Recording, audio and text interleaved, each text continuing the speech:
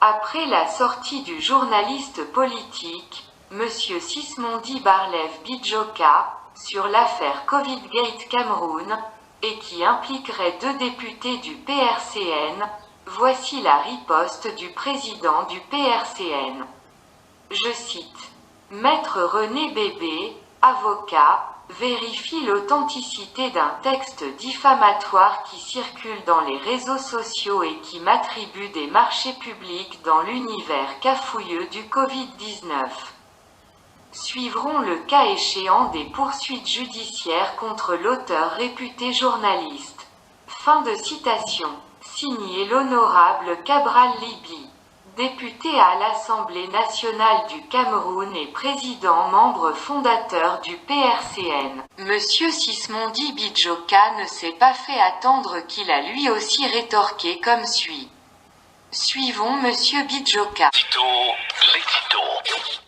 Madame, Monsieur, chers auditeurs, bonjour.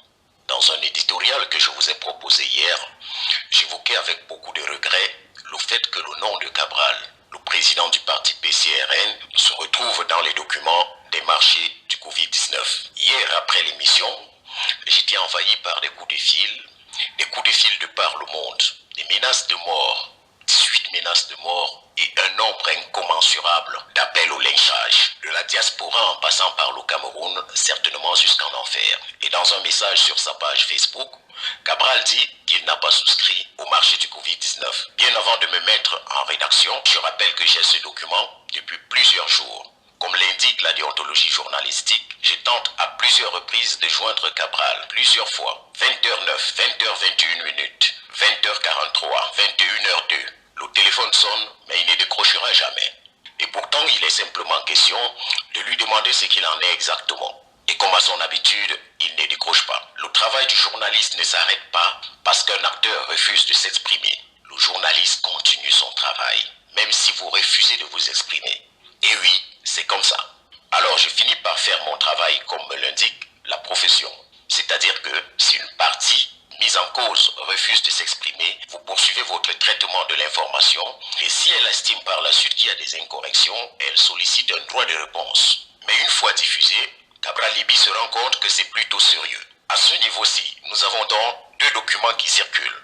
L'un avec son nom, en page 13, l'autre sans son nom. Et puisque je ne suis pas sorcier pour savoir lequel est vrai, au lieu de se comporter comme un digne honorable député, il lance vers moi une meute pire que les talibans. À titre de rappel, je veux vous dire, Cabral fait partie des acteurs que j'ai contribué à mettre en lumière dans des émissions de débat. Quand bien même je n'étais pas présentateur de ces émissions, je jouais des coudes pour qu'il soit invité sur les plateaux. À la dernière élection présidentielle de 2018, j'ai mis mes organes de presse à sa disposition, gratuitement, parce que je croyais en la jeunesse qu'il représentait. Spot publicitaire politique gratuitement, intervention gratuite, interview, etc.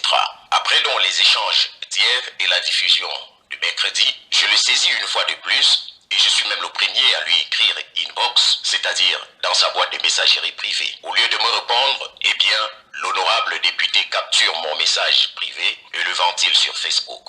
C'est la génération Facebook, que voulez-vous?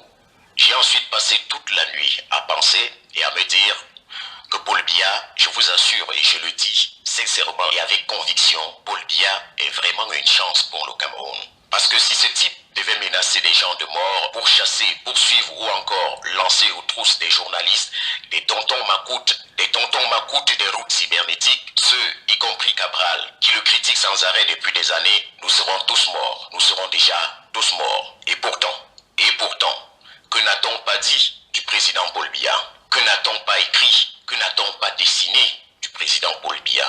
Que n'a-t-on pas raconté? Mais le monsieur est resté de marbre sec, ne songeant qu'à diriger le pays. Je suis, pour ceux qui me connaissent, quelqu'un de très humble. Pendant la campagne présidentielle et pour encourager les autres aînés qui trouvaient difficile de respecter Cabral à la tête de la structure, j'avais fait un petit post sur ma page Facebook et je cite « Cabral me dépasse, je porte son sac ».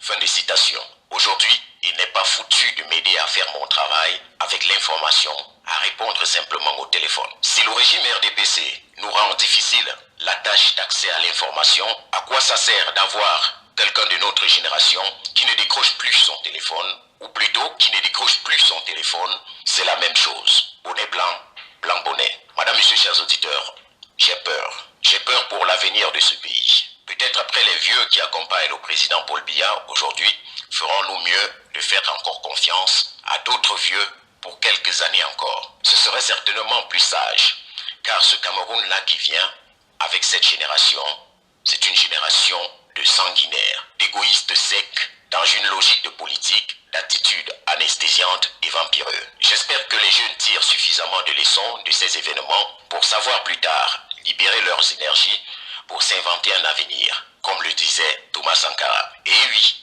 ne vous étonnez pas, cette citation est bien de Thomas Sankara à la tribune des Nations Unies, citation utilisée durant la campagne présidentielle par le PCRN sans mentionner l'auteur. Je trouve ça très honnête. Allez, à très bientôt. Le Cameroun étant une nation qui appartient à tous ses enfants, Madame Calixte Beyala a eu, elle aussi, un mot à dire sur l'affaire Covidgate Cameroun. Suivons Madame Calixte Beyala. Des marchés publics donnés aux députés, un conflit d'intérêts manifeste au Cameroun. C'est évident, les députés proposent et votent des lois, pour leur travail. Ces élus du peuple ont des salaires et autres avantages liés à leurs fonctions. Et ce n'est pas peu dans un pays où le SMIC est à 36 000 francs CFA. Les voilà englués ces derniers jours dans les affaires de marché public. Quelle honte et quel scandale! Qu'attendre d'un député qui serait à la recherche des marchés publics? Qu'il vote des lois anticorruption contre ceux-là qui lui donnent sans appel d'offres des marchés publics? Peut-il adopter une loi qui porte préjudice à ses commis d'État, notamment la saisie de leurs biens lorsqu'ils sont corrompus? Que non, il est pieds et poings liés. Il ne peut aucunement défendre les intérêts du peuple mais plutôt ceux de la caste qui lui offre ses facilités économiques. Il y a donc conflit d'intérêts. Il serait temps que l'État du Cameroun déclare les députés ainsi que tous les élus de la nation, leurs épouses et leurs enfants, inaptes à réaliser des marchés publics. Et ça sera bien. Bien pour la transparence dans la gestion de la chose publique.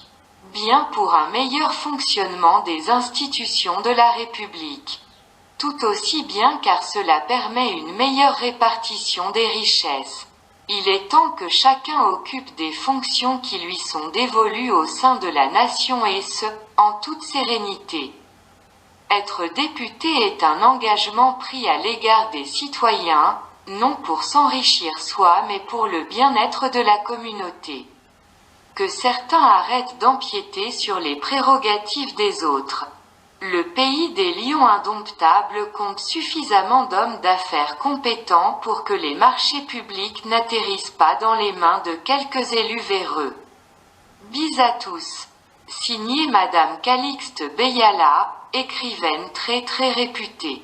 Si les Camerounais souhaitent avoir un tolérant comme son Excellence Paul Biya, au pouvoir pour gérer ce pays. Ne leur demandez donc pas pourquoi, puisque vous avez déjà vous-même la réponse. Merci de nous suivre. N'oubliez pas de partager cette vidéo et surtout abonnez-vous pour ne rien manquer. Merci. Je suis Jacqueline pour Épervier Universel.